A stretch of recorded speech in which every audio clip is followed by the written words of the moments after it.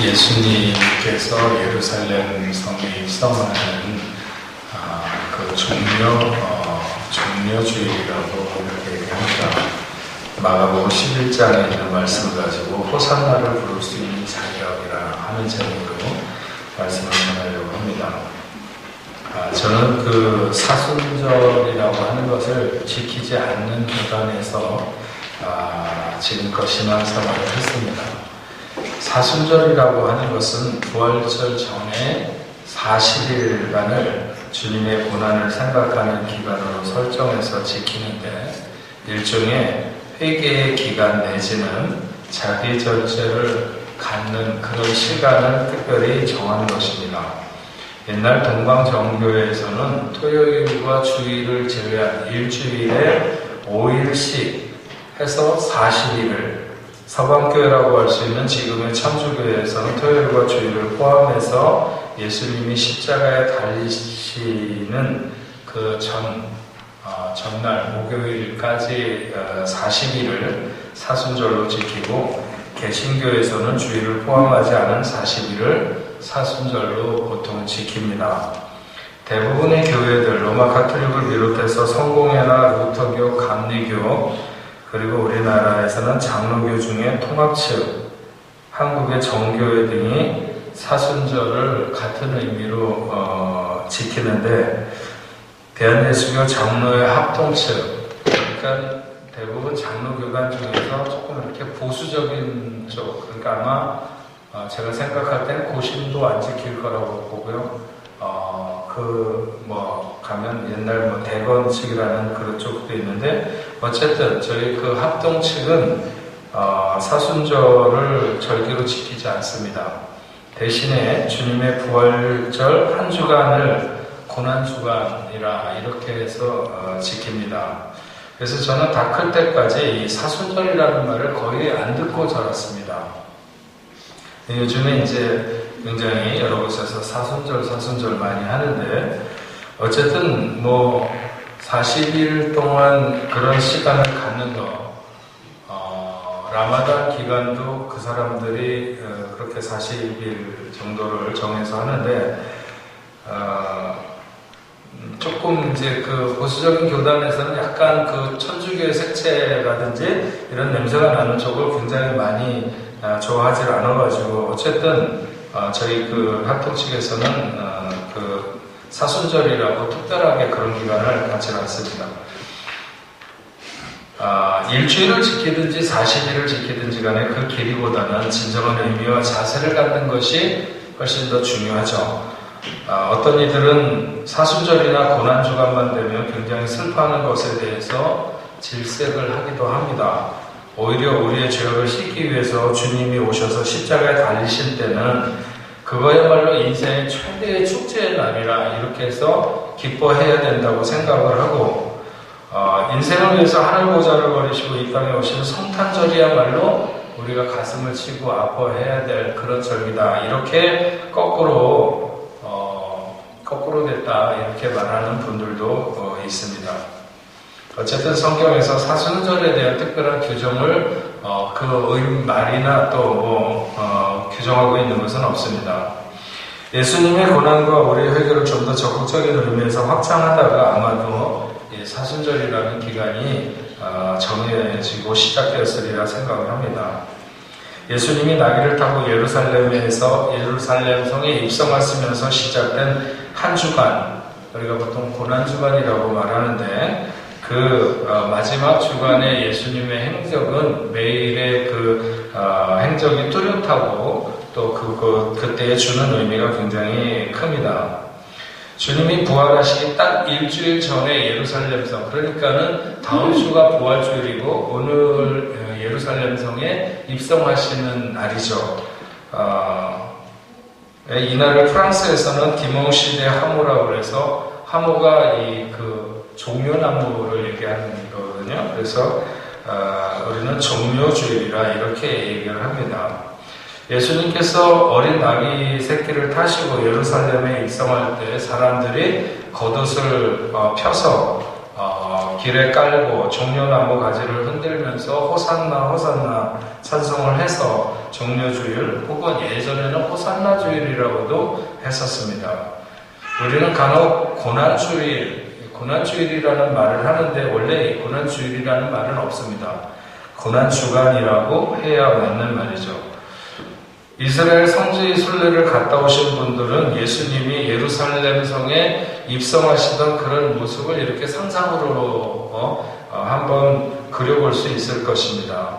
예수님이 베다니와 벳바게를 거쳐서 예루살렘 성에 입성하게 되는데, 베다니는 예루살렘에서 약 2.5km에서 3km 정도 떨어진 마을입니다.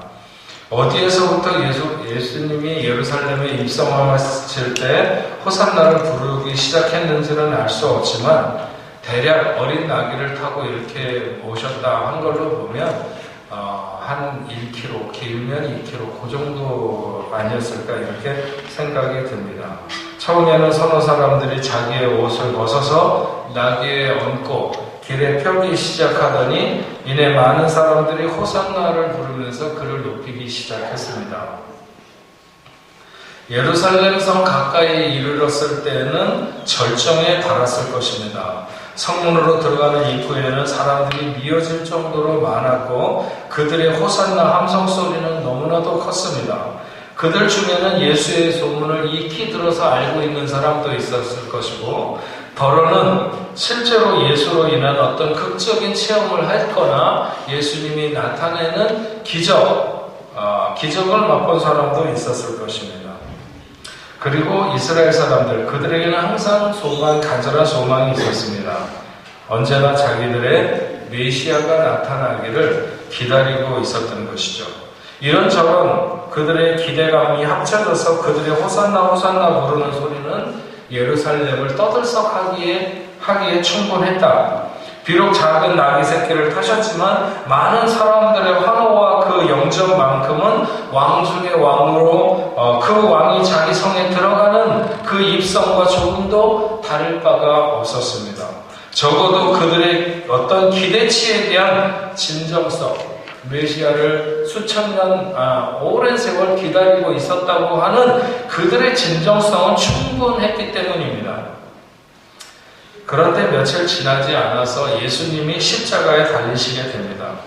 그렇게 많은 사람들이 호산나 호산나를 부르면서 주님을 맞았는데 불과 며칠 만에 예수가 십자가에 못 박히도록 그들은 왜 아무런 힘도 쓰지 않았는가 하는 것이죠. 뿐만 아니라 의심되는 것은 예수와 바라바 중에 누구를 놓아주기를 원하느냐 이렇게 물었더니 사람들은 바라바를 놓아달라고 했습니다.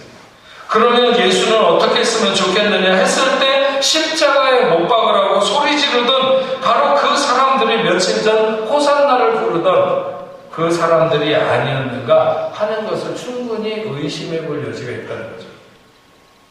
그럼 왜 호산나를 부르면서 주님을 찬양했던 사람들이 며칠 만에 예수를 십자가에 못 박아야 한다고 이렇게 함성을 지르는 사람들로 바뀌게 되었는가? 호산나를 부를 수 있는 사람들에게는 호산나를 부를 수 있는 자격이 있는데 그들은 진정으로 호산나를 부를 수 있는 자격을 갖추지 못한 사람들이 아니었는가? 그래서 제가 오늘 말씀의 제목을 호산나를 부를 수 있는 자격이라고 이렇게 정했습니다. 예수님께서 예루살렘에 입성하는 오늘, 그러니까 부활절 일주일 전 오늘부터 얼마 전으로 더 앞으로 돌아가서 예수님이 여리고에서 삭개오를 만난, 그래서 그의 집에 들어갔던 때를 한번 생각을 해보겠습니다. 이때까지는 아직 예수님께서 십자가에 달리셨을 때가 아니니까 사순절이라고 하는 그 기간의 의미가 없겠지만, 그런 시간적으로 보면 주님이 고난의 십자가를 앞에 두고 그건 충분히 예수님께서 자기가 지금 마지막 시간을 가고 있다고 하는 것을 그분이 느끼고 계셨어요. 여러 곳에서 이 성경을 보면. 그래서 그 십자가를 향해서 가시는 마지막 시간, 즉 요즘으로 말하면 사순절의 어떤 시간 중에 한 날이었을 거라고 생각이 듭니다. 주님의 발걸음이 무거울 수밖에 없는, 마음이 쉽지 않은 시간. 그런 시간에 이 여리고를 통해서 지금 예루살렘으로 마지막에 이렇게 올라가시는 그 여정 중에 있는 시간이었습니다. 그 여리고에서 자기를 버리고 뽕나무에 올라가 있던 삭개오를 발견하고 주님이 말씀하시죠. 삭개오야 내려오라. 오늘 내가 내 집에 유하여야 하겠다. 그러니까 삭개오가 내려와서 삭개오와 더불어서 삭개오의 집으로 이렇게 발걸음을 옮기셨습니다. 주님이 삭개오의 집에 들어갈 때 삭개오가 가장 먼저 주님에게 이렇게 말합니다. 내 소유의 절반을 가난한 자들에게 주겠사오며 만일 누구의 것을 속여 빼앗은 일이 있으면 네 갑절로 갚겠나이다. 네 갑절로 갚는다는 것은 성경에서 남의 것을 토색하거나 했을 때 배상의 원칙이 4배를 갚도록 되어 있는데 그렇게 하겠다는 거예요. 그때 예수님이 이렇게 말씀하십니다. 오늘 구원이 이 집에 이르렀으니 이 사람도 아브라함의 자손이미로다. 인자에 온 것은 잃어버린 자를 찾아 구원하려 함이니라. 주님이 삭개오가 착한 일을 한다고 좋아하셔서 칭찬하고 있는 것인가? 주님이 앞으로 삭개오가 정직하게 살 것이라고 다짐하셔서 좋아하시는 것인가? 아닙니다. 오늘 구원이 이 집에 이르렀으니 이 사람도 아브라함의 자손이미로다. 여러분, 구원은 어떻게 받게 되나요? 구원은 무엇으로 받나요? 믿음으로 받습니다. 네. 구원은 믿음으로 얻게 됩니다. 아브라함의 자손이라고 했는데 아브라함을 수식하는 말이 2가지 있습니다. 한 가지는 믿음의 조상 아브라함, 항상 믿음의 조상 아브라함. 또 한 가지는 복의 근원 아브라함. 주님이 삭개오를 칭찬하시면서 이 집에 구원이 이르렀고 이 사람도 아브라함의 자손이라고 하는 것은 그의 믿음이 복되다고 칭찬하고 있는 것입니다. 그의 믿음이 복되다. 주님은 십자가를 지시기 위해서 예루살렘을 향해 가는 그의 걸음에 자신에 대한, 예수 자신에 대한 믿음을 가지고 있는 삭개오에게 너무 큰 기쁨을 느끼셨습니다. 그가 가지고 있는 믿음이 너무나도 순전했기 때문에 주님은 무거운 십자가를 앞에 두고 그를 통해서 큰 위로를 받으셨습니다.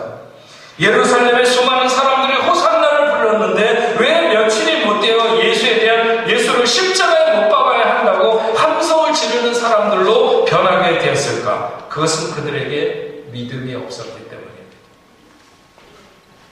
그들은 기대는 있었지만 믿음은 없었습니다. 그래서 그 기대가 빗나갔을 때 그들은 여지없이 돌아섰습니다.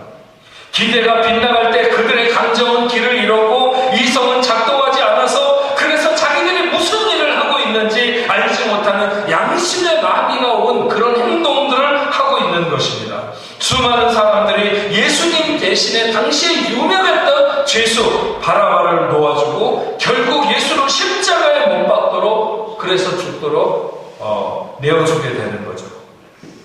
예수님은 이렇게 믿음 없는 사람들에 의해서 죽어갔습니다.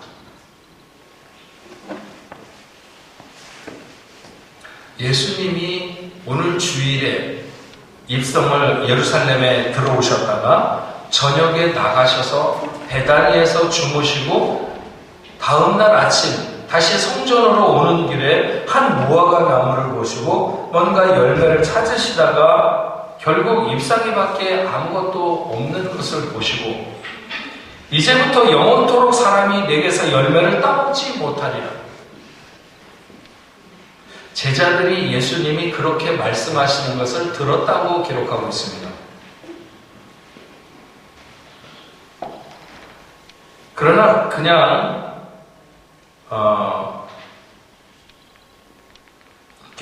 예수님이 뭐 나무에 대해서 그냥 그렇게 말씀하시는가 보다 그렇게 했지, 예수님이 왜 그렇게 말씀하시는지, 무엇을 말씀하는 건지 제자들이 깊이 생각하지 않았어요. 그냥 예수님이 나무에다 대고 뭐라고 이렇게 하는데 그 내용이 뭔지에 대해서는 분명히 들었죠. 고난주간이 시작되는 첫 번째 날 월요일, 그러니까 주님이 행하신 일은 성전에 와서 성전을 깨끗하게 하시는 일이었어요. 뭐 이렇게 비둘기 파는 사람들, 돈 바꾸는 사람들 이런 상을 둘러엎으면서 내 집은 만민이 기도하는 집이다. 이런 기도하는 집을 왜 강도의 굴을 만드느냐. 뭐 이런 하면서 성전을 깨끗하게 하신 일이었는데 그날 아침에 나오시다가 이 무화과 나무를 보시고 그렇게 하신 거죠. 저녁에 나가셨다가 화요일 날에도 성전에 있는 예루살렘으로 들어오시다가 어제 그 길을 지나가는데 제자들이 보니까 무화과 나무가 죽어 있는 거예요. 그때 제자들은 어제 주님이 하신 말씀, 나무를 향해서 뭐 이렇게 하시던 말씀이 생각나는 거예요. 그래서 베드로가 물었어요. 선생님 보세요. 어제 저주하신 나무가 말랐나이다. 그랬더니 주님이 뭐라고 말씀하시냐면 하나님을 믿으라. 내가 진실로 너희에게 이르노니 누구든지 이 산더러 들려 바다에 던져지라 하며 그 말하는 것이 이루어질 줄로 믿고 마음에 의심하지 않으면 그대로 되리라. 그러므로 내가 너희에게 말하노니 무엇이든지 기도하고 구하는 것은 받은 줄로 믿으라. 그리하면 너희에게 그대로 되리라. 예수님이 제자들에게 지금 뭘 가르치고 있을까요? 믿음에 대해서. 믿음을 가져야 된다. 하나님에 대한 믿음을 가져라. 그리하면 이 산더러 들려 바다에 던지오라 해도 그대로 될 것이고 의심하지만 않는다면. 예수님의 사역의 중반부의 초점은 사람들의 믿음에 맞춰져 있습니다. 사람들은 지금 정치적인 메시아, 뭔가 세상적으로 강력한 힘을 나타낼 수 있는 군주를 기다리고 있었습니다. 그러나 성경이 그들에게 예언하고 있고 그들이 기다린 예수는 정치적 역량이 뛰어난 그런 지도자를 기다리고 있는 것이 아니었습니다. 그런데 그들의 현실이, 그들이 지금 로마로부터 이렇게 지배당하고 있는 그들의 현실이 그들이 기다리는 메시아를 그렇게 바꾸어 놓은 거죠. 그래서 도무지 그런 정치적인 역량이 있는 지도자가 아니라면 메시아가 아니라고 하는 생각까지 심겨지게 된 거예요. 그게 그냥 자기도 모르는 사이에 그렇게 바뀌어진 거죠. 원래 기다리던 메시아는 꼭 그런 메시아를 기다리고 있었던 것은 아닙니다. 예수님이 고난주간이 시작되는 첫날 월요일 아침에 무화과 나무를 저주하셨습니다. 주님이 찾으신 무화과 나무는 무엇이고 무엇을 의미하고 그 과일은 무엇을 의미하는가? 성경에 보면 잎사귀 외에 아무것도 없더라. 그러면서 그 옆에 이는 무화과의 때가 아님이라. 왜 무화과의 때가 아니라는 것은 무화과가 열릴 때가 아니라는 거예요. 그런데 왜 무화과 나무를 찾아서 무화과를 원하셨을까? 아마 지금쯤 됐을 것 같아요. 이게 초여름에 열리는 무화과가 열리는 과일이거든요. 그 여름이 시작될 때 따먹 열리는 과일인데 어쨌든 무화과가 달릴 때도 아닌데 왜 무화과 나무를 찾아서 무화과를 원하셨을까? 그리고 찾았는데 무화과가 없으면 무화과가 없네. 그냥 그렇게 생각하고 마시지 않고 왜 나무를 저주하셔서? 어떤 사람들은 예수님 참 성격 이상하시네. 아니 뭐 없으면 없나 보다 그러시지 왜 무화과 나무를 저주하셨는가? 응? 그래서 어떤 식물학자는 자기는 그래서 예수를 안 믿는다.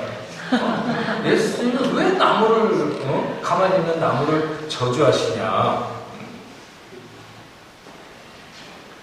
무화과가 열릴 때가 아닌데 무화과를 찾으시는 것에 대해서 비록 햇 과일로 무화과가 아직 열리지 않았지만 그러나 지난번에 열렸던 그 무화과 중에서 다 따지 않은 것이 아직 달려서 비록 마르기는 했지만 달려있는 것이 있을 수도 있다는 거죠. 그래서 그것을 찾으셨다. 이렇게 설명하기도 합니다. 충분히 설득력이 있는 얘기죠.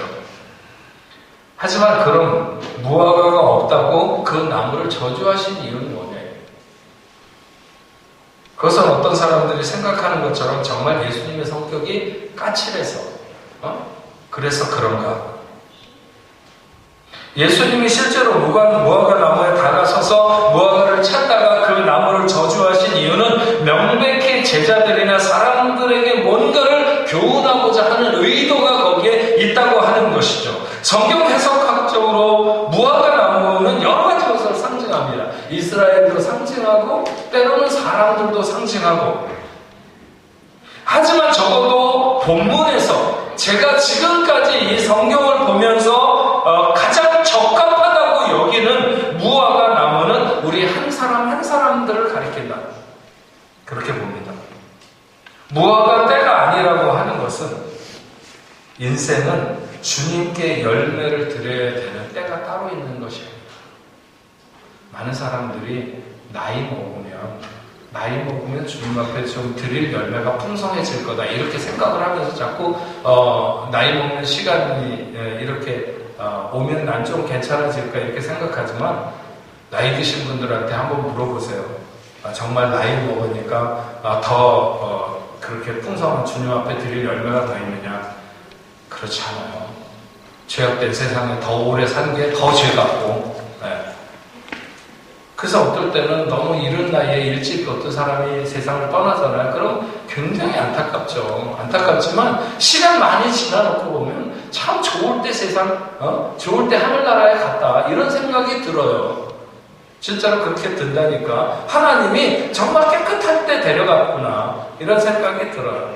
저 죄 많은 세상에 더 오래만 살아서 죄를 더 많이 짓는 것 같은 그런 기분이 들잖아요.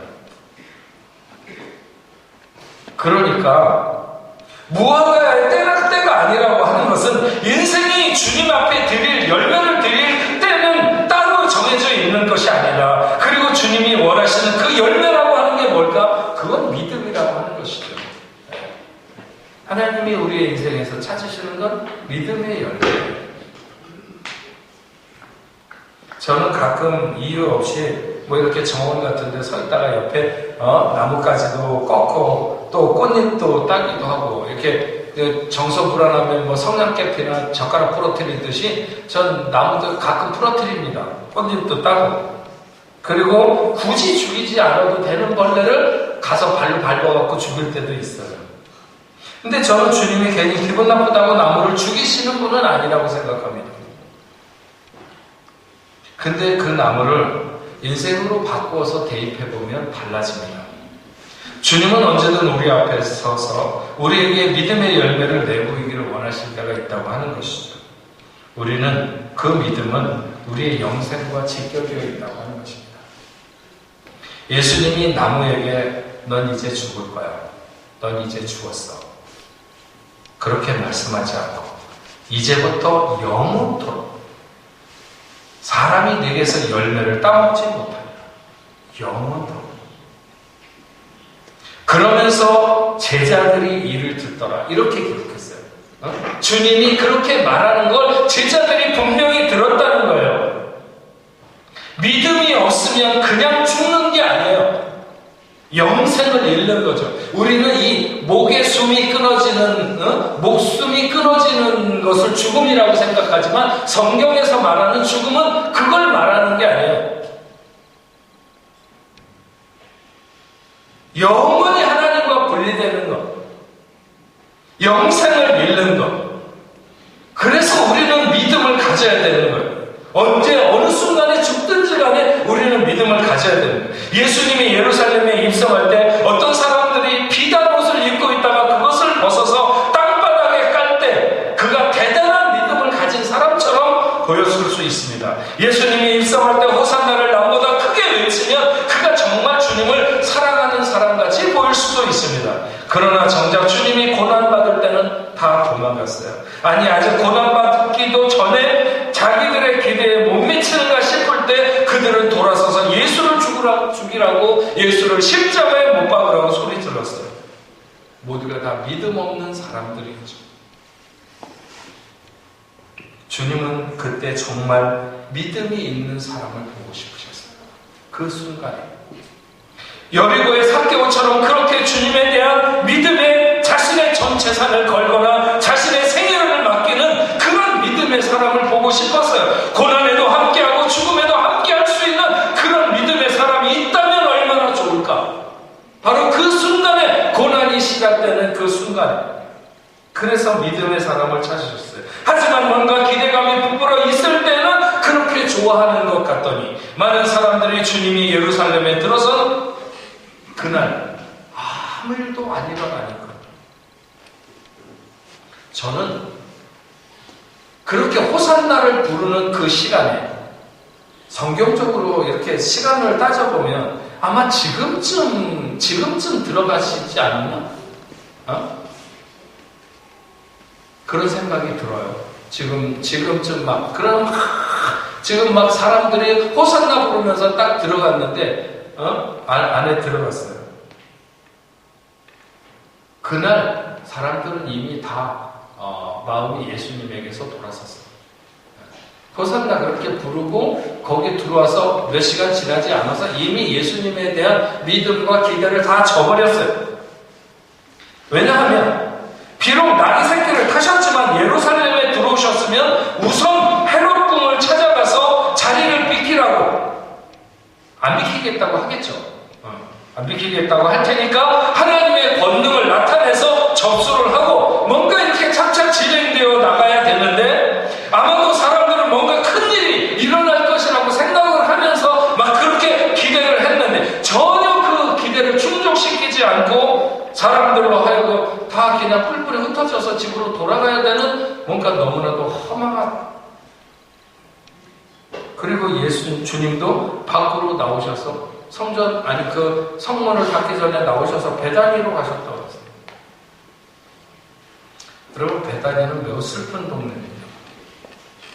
이를테면 오늘날로 말하면 나환자촌 같은 거예요. 문둥이 시몬의 집에 있던 거. 매우 약하고 힘든 사람들이 모여 사는 동네가 베다니예요. 그런데 메시아가 왕궁을 차지하기 위해서 전진하는 것이 아니라 물러나와 베다니로 가다니 실망이 이만저만이 아니에요. 호산나를 불렀던 사람들이 실망이 이만저만이 아니에요. 그날 자기네들은 뭔가 역사적인 큰일이 일어날 줄 알았는데 아무 일도 안 일어나고 그냥 한 바퀴 둘러보고 나가시는 거예요.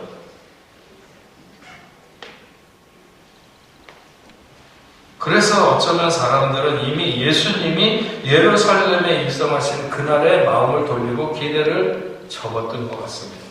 뭐 그런 얘기까지 다 써놓지는 않았지만 어쨌든 제가 그림을 그려보면 그래요. 그러다가 예수와 바라바 중에 선택을 해야 되는 순간이 왔을 때 그들은 자신이 가졌던 실망감을 얹어서 예수를 십자가에 못 박아야 된다고 소리를 지르는 군중으로 변한 것이죠.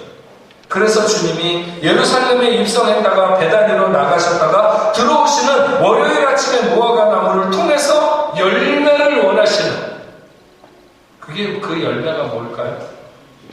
믿음. 사람들의 믿음.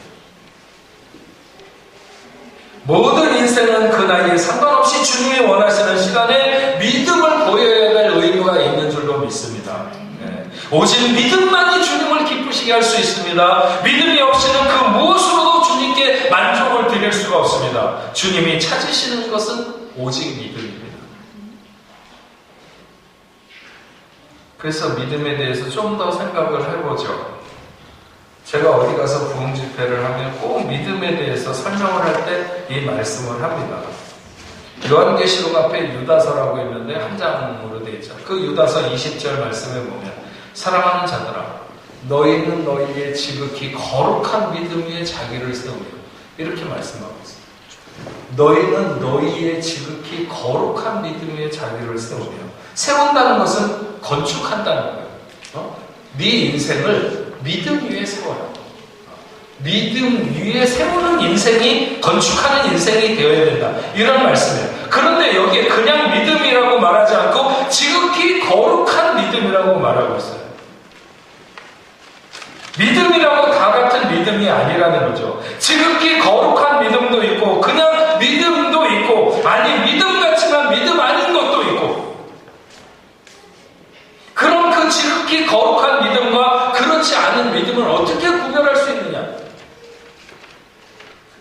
나름대로 표현하는 방식. 저희 아버지, 그 목사님께 제가 어렸을 때부터 배운 것입니다. 믿음이라고 하는 것은 사실을 믿는 것과 절대 사실을 믿는 것이 있는데, 근데 진정한 믿음이라고 하는 것은 절대 사실을 믿는 것이다. 사실을 믿는 것이 아니라. 예수님이 무화과 나무를 아침에 나오시면서 저주하셨어요. 그런데 제자들이 그렇게 말씀하시는 걸 들었다고 성경이 기록했는데, 그 다음날 지나가다 보니까 그 나무가 바싹 말라갖고 죽어 있었어요. 그 나무 언제 죽었을까요? 네? 언제 죽었어요? 제가 몇 번 얘기했을 것 같아요. 네? 이 나무는 언제 죽었어요? 뭐 여러 가지 시점을 생각해 볼 수 있지만, 예수님이 말씀하시는 그 순간에 예수님이 그 나무에게 사람들이 영원토록 내게서 열매를 펴지 못하리라 말씀하신 그 순간에 그 나무는 죽은 거예요. 네. 근데 왜 제자들이 몰랐을까요? 응? 그 순간에 왜 몰랐을까요? 나무가 안 죽었기 때문에. 예수님이 말씀하시는 그 순간에도 무화과 나무는 잎이 푸르고 청청한 대로 그대로 있었기 때문에, 나뭇잎 하나 떨어지지 않고 말라 비틀어지는 것도 없이 그대로 있었기 때문에 사람들이 몰랐어요, 제자들이. 그런데 그 다음날 지나가다 보니까 그 뜨거운 팔레스타인의 그 햇빛에 바짝 나무가 말라 있었던 거예요. 그 나무는 언제 죽었다고요? 예수님이 말씀하신 순간에. 근데 그때 사람들이 몰랐던 것은 그때 나무가 안 죽었기 때문에, 푸르고 청청했기 때문에. 그 푸르고 청청한 걸 보는 걸 뭐라 그래? 그걸 사실이라고 해요. 사실. 눈에 보이는 거. 푸르고 청청한 걸 보는 거.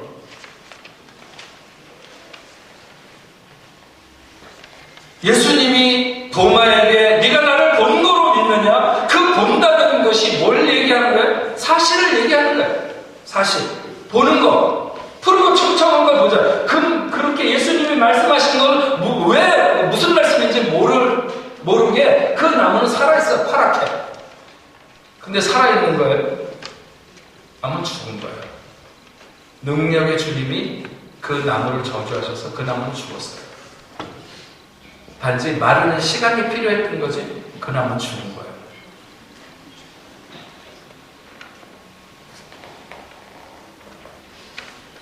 절대 사실. 믿음은 사실을 믿는 게 아니라 절대 사실을 믿는 것입니다.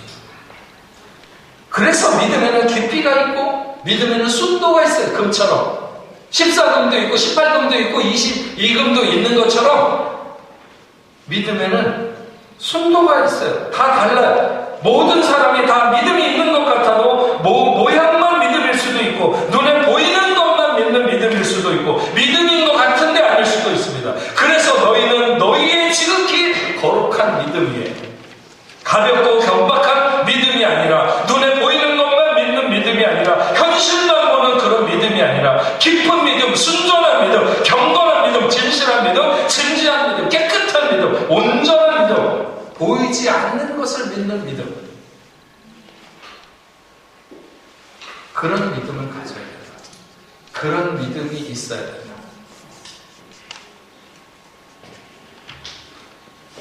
어떤 목사님이 아침에 좀 이른 시간에 목욕탕을 가셨나봐요. 목탕에 아무도 없어서 혼자 이렇게 이제 옷을 벗고 탕 속에 들어가고 이렇게 앉아있는데, 보니까 저 문 입구에서 어떤 분이 한 번 또 들어와가지고 탈의실 있는 쪽으로 가서 옷을 갈아입는 것 같은데 빨리 안 들어오는 거야, 한참 동안. 이 목사님이 저 사람이 아무래도 내 옷장에서 주머니에 있는 돈을 아마도 꺼내가지고 어디다 감추는 거 아닌가, 막 이런 생각을. 그렇지 않으면 도대체, 아니 옷 벗고 빨리 목욕하러 온 사람 왜 안 들어오고 저러고 있을까. 그래서 한참 있는데 나가볼까 막 이런 생각 저런 생각을 하고 있는데 사람이 들어온 거예요.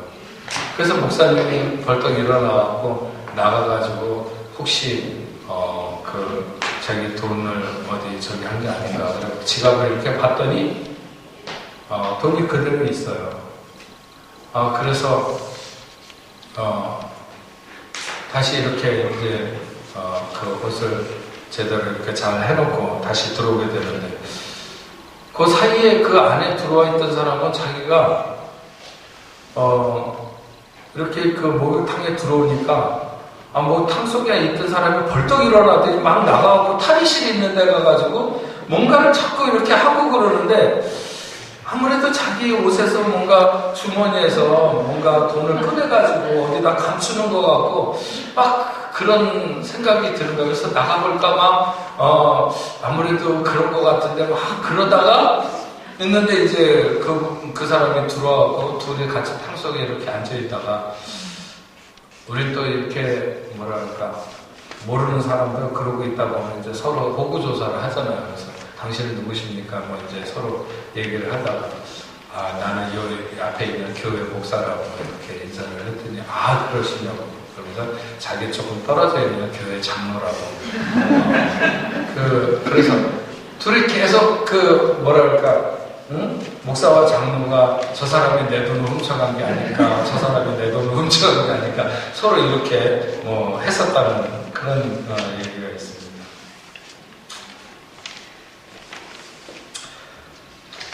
우리가 살아가는 시대가 얼마나 그 불신이 깊은 시대를 살아가는가. 근데 충분히 그럴 수 있다고 생각이 듭니다. 근데 여러분, 하나님 관계에서도 가장 중요한 것은 이 하나님을 우리가 얼마나 믿느냐, 신뢰의 관계가 가장 중요합니다. 사람들이 주일에 호산나를 부르며 겉옷을 펴서 깔고 다윗의 자손으로 오시는 이여라면서 이렇게 멋진 신앙 고백을 그럴듯하게 하지만 실상은 믿음이 없었습니다.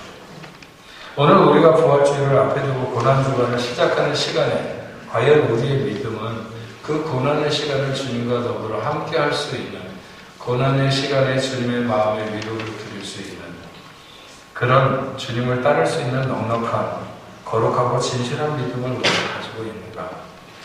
겨우 눈에 보이는 것만 사실에 근거한 믿음이 아니라 눈에 보이지 않아도 눈으로 보지 못해도 믿는 그런 믿음을 오늘 우리가 가지고 있는가 하는 것에 대해서 우리는 다시 한번 생각을 해봐야 됩니다. 그리고 저는 이 말씀을 보면서 이 무화과 나무의 교훈이 많은 호산나를 부르던 모든 사람들을 교훈하고 있는 것이 아니라 소수의 제자들을 위한 교훈이라고 생각을 합니다. 그 사람들이 호산나를 부르면서 주님을 환호할 때 주님은 이미 다 내다보셨을 거라고 봅니다. 그들이 돌아서서 예수를 십자가에 못 박으라고 소리 지를 수 있는 그런 사람이 있는 것을 내다보셨을 거라고 봅니다. 그러나 주님이 원하셨던 것은 자기를 따라서 3년간 따라다녔던, 그리고 예루살렘 성에 들어올 때도 또 베다니로 나갈 때도 또다시 들어올 때, 그런데도 어쩌면 제자들에게 마음에 분노가 있었을지도 모르겠어요. 왜 빨리 왕으로 등극 안 하시는 걸까? 이렇게 했던 그 제자들, 가까이 있었던 그 제자들, 그들을 위한 교훈. 그래서 많은 사람들이 예수님이 그 무화과 나무를 저주하신 것을 들은 것이 아니라 그 소수의 사람들이, 제자들이 들었다고 그랬습니다. 여러분, 우리는 예수를 믿는 군 중에 한 사람으로 남아서는 안 됩니다. 여기에 그렇게 많은 사람들이 있는 것도 아니지만 그래도 우리는 이 중에서도 그냥 어느 순간은 호산나 부를 때는 예수 믿는 것 같아도 실상은 주님에 대한 믿음이 결여된 그런 우리가 아니라 정말 참된 믿음을 소유하고 주님을 따라갈 수 있는, 그래서 정말 호산나를 부를 수 있는, 진정으로 부를 수 있는 자격을 갖춘 그런 저와 여러분들이 되기를 주님의 이름으로 축원합니다. 기도하겠습니다.